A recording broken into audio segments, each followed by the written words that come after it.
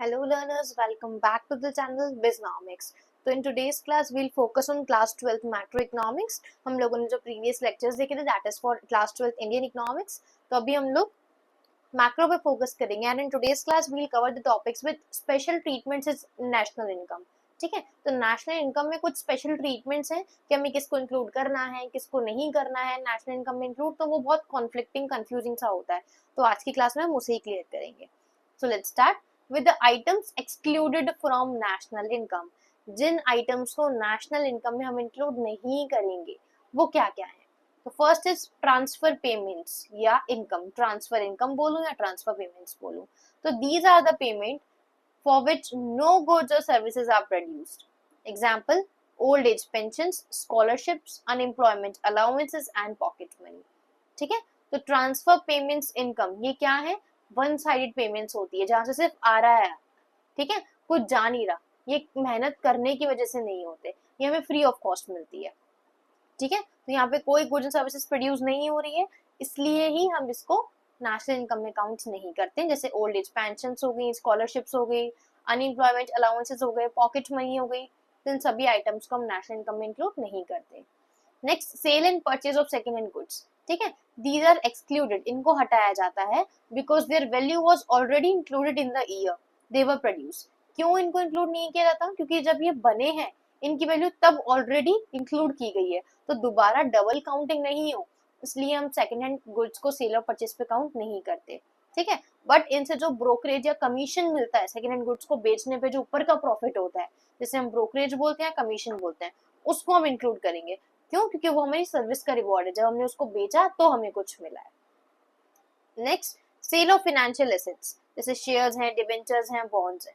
ठीक है, तो इनका क्या है कि these represent only a transfer of assets, not a few new flow of goods and services. Brokerage on them is included here.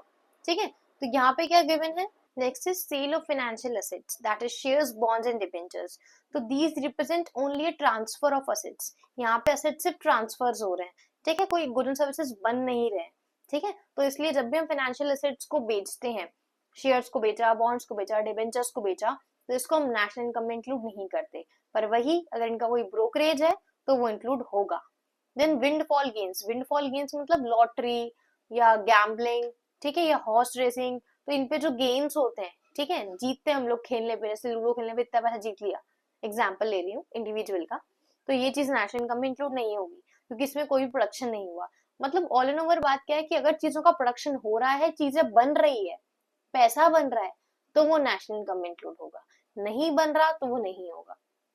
ठीक है, इलीगल एक्टिविटीज से चोरी कर लिया, स्मगलिंग है, ब्लैक मार्केटिंग है, इससे आया हुआ पैसे को हम इंक्लूड नहीं करेंगे.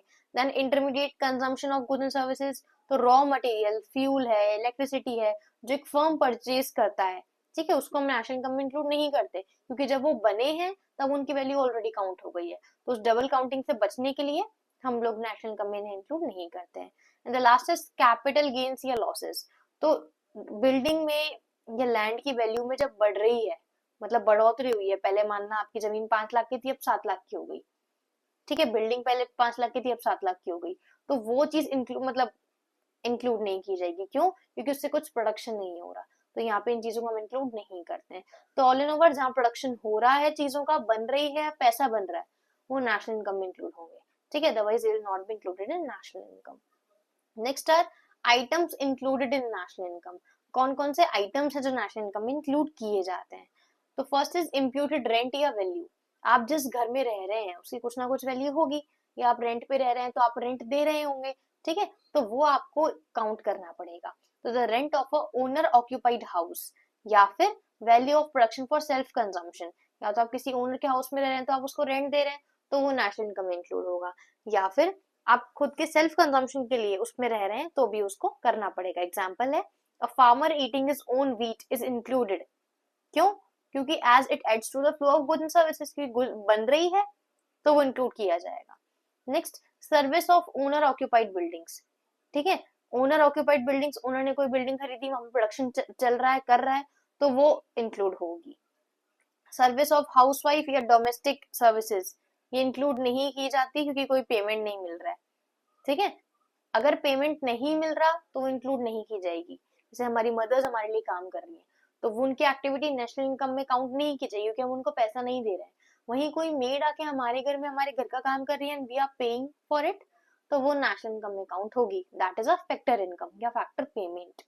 Next, commission on second hand goods. अगर मैंने सेकेंड हैंड गुड्स को बेचा है तो उस पर जो कमीशन कमाई है वो इंक्लूड होगी।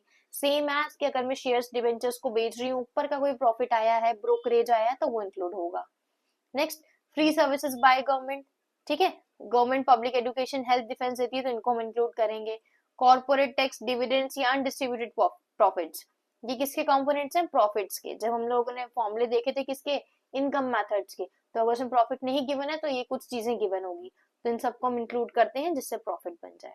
ठीक है, तो this is what we had done in our today's class. In the next lecture we will cover up the credit control instruments। तो आई होप कि अब आपको बिल्कुल क्लियर होगा कि क्या हमें इंक्लूड करना है, क्या हमें इंक्लूड नहीं करना है।